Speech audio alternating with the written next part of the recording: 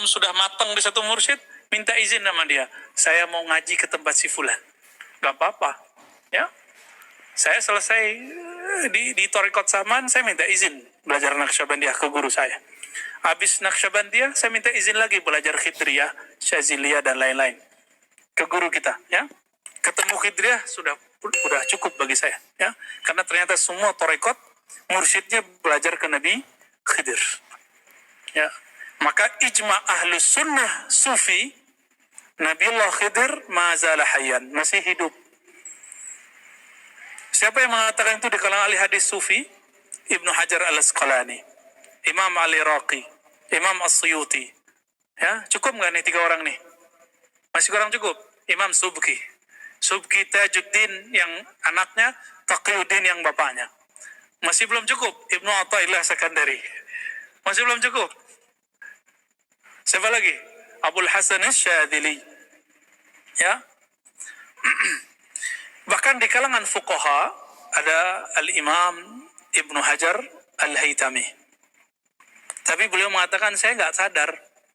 Dan beliau mengatakan di Fatawa Al-Hadithiyah, akhbarani, ya, saya dikabarkan seseorang ahli zikir, ahli qalbu, bahwa Nabi Khidir mengucapkan salam untuknya.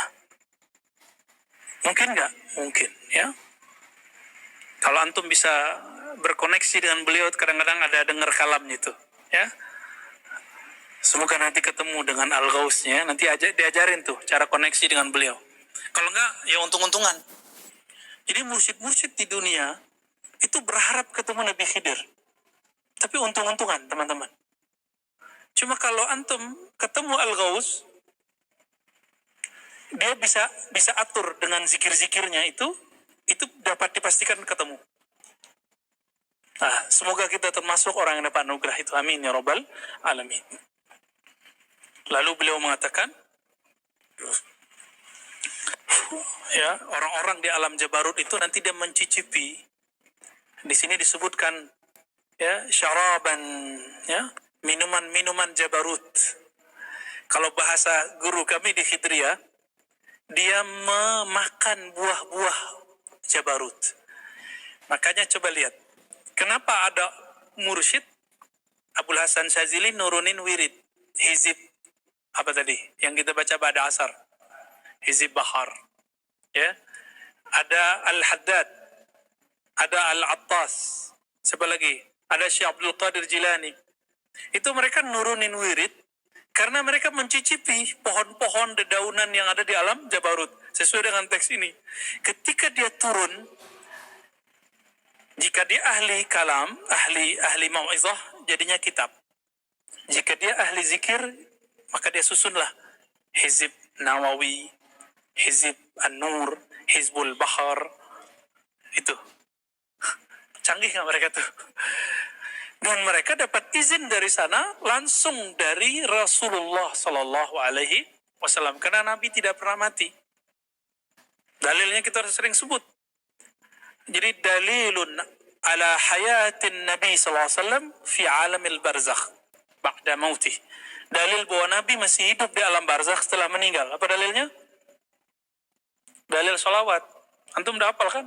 Man shalla alayya raddallahu alayya ruhi fa'arudda alaihi salam. Hadis ini hasan. Ya. Yuhdaju kas sahih. Boleh dijadikan hujah seperti hadis sahih. Siapa yang mengucapkan salawat salam kepadaku, maka Allah kembalikan ruhku. Berarti hidup nggak? Hidup. Ya. Lalu aku balaslah salam orang-orang itu. Jadi Nabi hidup di sono. Nah, ini jalan pintas kalau mau ke alam Jabarut itu salawat. Ya. Itu sebabnya semua yang kita izinkan belajar zikir harus wajib bersolawat. Ya, biasanya saya udah kasih angka-angka tertentu ya. 313, 400, 500, itu sedikit. Masyaikh kita 1.000, 10.000, itu mah cuma ya, per napas dia. Jadi jangan bangga dulu antum sudah zikir banyak. Santai aja dulu. Ya, santai aja dulu. Kenapa harus bersolawat? Zikir itu panas. Makanya dalam adab zikir Imam Sya'rani di belakang kitabnya itu dikatakan apa? Setelah kita berzikir dimakruhkan minum air. Kenapa? Zikir itu panas. Kecuali antum bersolawat, antum boleh langsung minum. Nggak disebutin di kitab kan? Coba lihat tuh di kitab Imam Sya'rani. Orang habis zikir, itu ada hararah, ada panas dalam badannya. Ngerasain nggak? Dada kadang panas, kadang dingin, kadang panas dingin, kadang melayang, kadang berteriak, kadang terkejut, kadang merinding. Benar nggak? Dan sensasinya asik nggak? Nah, yang sudah mengamalkan zikir itu akan merasakan asik. Ya, alhamdulillah. Antum dah punya 2 alam udah ya. Udah 2 alam itu udah. Tinggal dinikmati, udah dikasih perangkat begitu kok nggak dipakai. Ya, udah kita kasih ijazah zikir itu tinggal dipakai. Dipakai untuk berlayar ke alam rohani itu. Ya. Baik. Lalu bagaimana cara dia kembali? Nah, beliau di sini menyebutkan di atas Jabarut ada lagi, tapi sudah nggak ada istilahnya di sini. Kitab Izzuddin bin Abdis Salam. Siapa yang melengkapi istilah ini? Dilengkapi oleh Sidi Ahmad Tijani dalam kitab Al-Faid, Al-Faid Ar-Rabbani, ya, mujallad wahid, 1 jilid, baru dicetak oleh Maktabah Kataniyah. Saya sarankan antum yang jagoan kitab beli, coba cari di Dar Kataniyah, itu banyak. Ya. Terus apa kata beliau? Di atas Jabarut ada namanya apa? Masih ingat kemarin?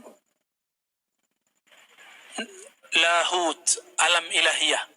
Di situ asma-asma, sifat-sifat, itu akan lihat asma-asma ya. Di atas lahut, masih ingat? Hahut. Berhentilah di situ Sidi Ahmad Tijani. Maka beliau Khalifatul Aulia. Beliau khalifah. Sidi Abdul Qadir Jilani gelarnya apa? Sultanul Aulia, masih tinggi. Sidi Abdul Qadir masih lebih tinggi. Jadi Mama Sidi Abdul Qadir Jilani. Prinsip-prinsip utama dalam agama.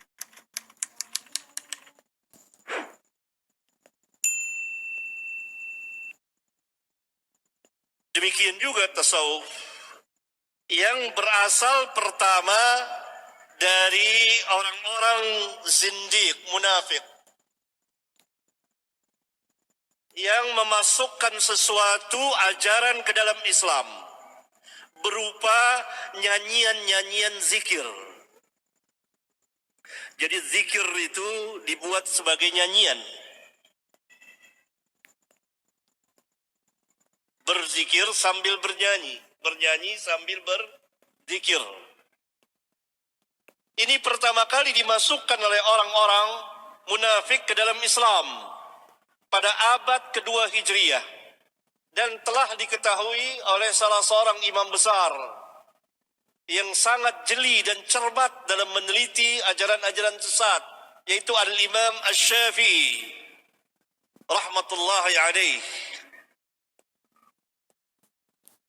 Zikir dinyanyikan, selawat dinyanyikan, tahlil, tahmid, takbir dinyanyikan.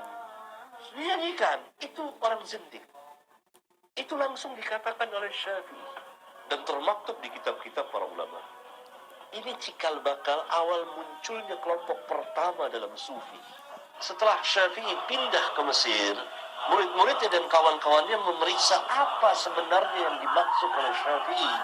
Ternyata ada satu kelompok di Baghdad berkumpul, mereka bernyanyi-nyanyi sambil berzikir. Itu dikatakan oleh Syafi'i zindiq. Subhanallah. Mereka yang paling gemar sekarang berzikir sambil bernyanyi, orang-orang yang mengaku bermadzhab Syafi'i. Sayang mereka tidak tahu perkataan Syafi'i.